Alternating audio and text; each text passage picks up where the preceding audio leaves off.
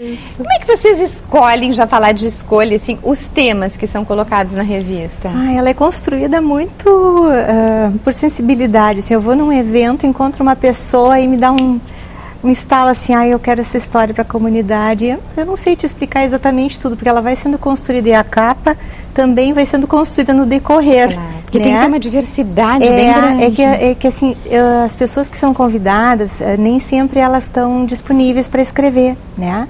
E a gente sempre traz 2 ou 3, às vezes, né, depoimentos que são construídos através da escrita por e-mail comigo. Então, a pessoa, eu tenho agora, na última, que veio a bipolaridade, essa pessoa me escreveu 5.000 palavras. 5.000 palavras é um pocket. Né? Ela fez depoimento da empregada, do pai, da mãe não, porque já faleceu, os filhos, da amiga, e mandou tudo para mim.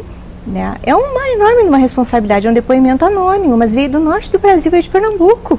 Né? Então a gente construiu essa relação por e-mail, nós nunca nos vimos, mas são sempre histórias de construção, de pessoas que passaram por uma dificuldade e passaram o processo para outra etapa. Quer dizer, ela é uma bipolar que passou várias tentativas de suicídio, mas a família, com amor, com carinho, conseguiu acolher marido e todo mundo, entende o processo dela, e ela agora está estável. Então ela está super feliz, assumiu o tratamento, que é um dos grandes problemas, né? Então a gente está trazendo essa história para mostrar que quando a pessoa que tem esse transtorno assume, ela pode ficar muito bem, que nem nós. Então tem que quebrar paradigma, de dizer assim, aquela fulana é bipolar, então não dá para confiar, aquela fulana não sei o quê, não interessa. Isso, se a pessoa tiver em tratamento, ela pode produzir como a gente.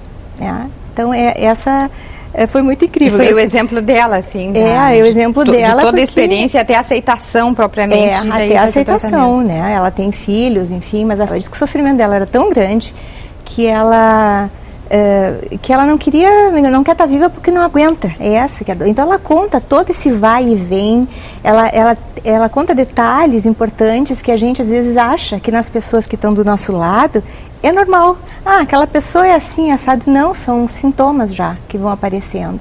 Então é muito rico. Essa virou matéria de capa, porque realmente eu fico apaixonada pelo trabalho quando eu estou fazendo, então eu fico com o olho brilhando, né? Então... Agora, o bacana do depoimento é porque ele divide a experiência, mas que não prescinde nunca da ajuda de um profissional, né? Da área, porque não adianta dizer, tem aquela pessoa, vamos seguir. Não tem uma fórmula.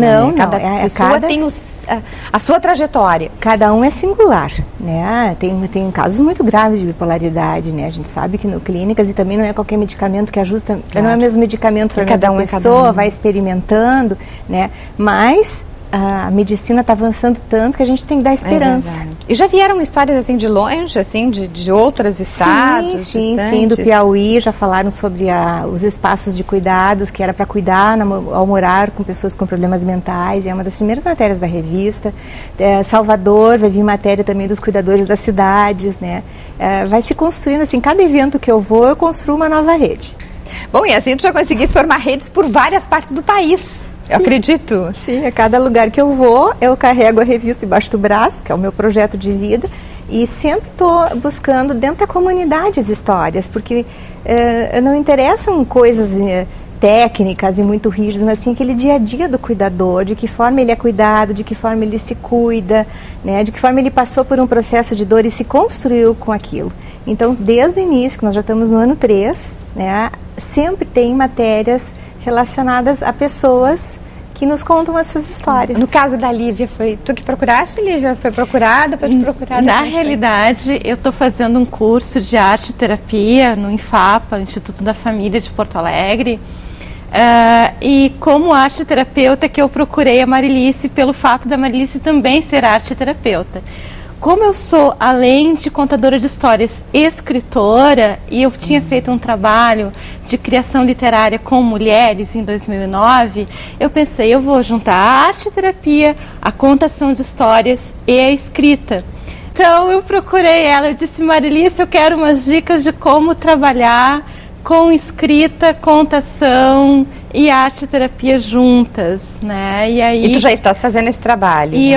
Eu devo começar um estágio em arte-terapia agora nesse ano de 2010, eu devo abrir uma oficina junto com uma outra colega minha, 2011. Que é do Rio de Janeiro, né? Uhum. A gente deve abrir uma oficina para idosos, voltada para idosos. Por que o idoso? Tu não trabalha só com idosos? Não trabalho só com idosos, eu trabalho principalmente com crianças. O meu trabalho é principalmente voltado para crianças e jovens, né? Mas uma coisa que eu me dei conta conversando com essa outra amiga, que é a Carmen Sodré, que é arteterapeuta do Rio de Janeiro, né? Nós conversando, ela me disse assim, Lívia, não existe trabalho de arte-terapia voltado para o idoso, né? Existem vários trabalhos voltados para crianças, para jovens, para drogaditos, mas o idoso é deixado de lado. Vamos trabalhar nessa área. Ela me fez esse convite e eu disse, eu acho ótimo, então eu aceitei o convite dela e nós vamos fazer uma oficina agora em 2010, provavelmente no INFAPA ou na Casa de Cultura Mário Quintana, a gente ainda está vendo o lugar, uma oficina voltada para o fio da história, né? Ou seja, tu narrar toda a tua trajetória de vida e aí vai ser voltado para os idosos, para eles trabalharem as suas histórias. Porque o idoso, eu não sei, né? Se me parece assim que ele também tem vontade de falar, não tanto ouvir, mas falar, né? Porque todo mundo fala para ele, todo mundo diz muito o que tem que fazer, sentar aqui, vai lá, tem que dar hora na hora do remédio, tem, né? Tem um pouco de agora, hein? Porque acho que o idoso de agora também tá tomando outra atitude. Mas eles gostam muito de falar, não tem isso? Assim, tem. Eles gostam muito de partilhar suas histórias. De contar suas histórias. De contar suas histórias. E eles não têm espaço para serem ouvidos, né? E essa oficina é um tempo diferente, né? E essa oficina seria o espaço justamente para eles serem ouvidos, para eles se construírem, ressignificarem as suas experiências, né? Então, essa é uma das coisas que a gente está fazendo. E a criança? Né? A criança, ela gosta muito, assim, da repetição? Sim, a repetição... Conta a mesma história sempre, porque pelo menos assim, com filhos acontece isso, né? Conta aquela história, e aquela história. E tem que ser daquele jeito, porque se não for daquele jeito, não, mas tu botou, isso aqui não tinha antes, Exato. Né? E uma coisa que a gente faz muito, nesses contos que eu chamo de tradicionais ou folclóricos, enfim, né? Uma coisa que eles têm já em si muito é a repetição. Então tem uma história que nós contamos, que é a história do peixe e do pescador, né? Do pescador e o linguado, em que o linguado, né, para ele aparecer, o pescador tem que cantar uma musiquinha. Então a repetição dessa musiquinha junto com as crianças cantando e chamando o linguado, e aí a mulher do pescador quer vários desejos, então os desejos vão se repetindo cada vez maiores, né? Então tudo isso é acompanhado pelas crianças com muito entusiasmo. Essa repetição é uma coisa que já faz parte da história e é acompanhada com muito entusiasmo, né? E é uma coisa bem particular da infância mesmo. Mas a parte interessante é que nós contamos essa história também para adultos, modificando algumas coisas. E é hilário, nós nos divertimos a beça. Por quê? Né? Porque eles não querem que mude ou porque... Não, porque eles participam também. Igual, eles participam igual. É que volta ao lúdico. Então, o idoso volta para o lúdico que ele estava parado, né? Tanto que a gente vira vovó e volta a brincar, né? Se permite. E que bom, deveria ser a vida inteira, né? A gente deveria conseguir toda hora isso, né?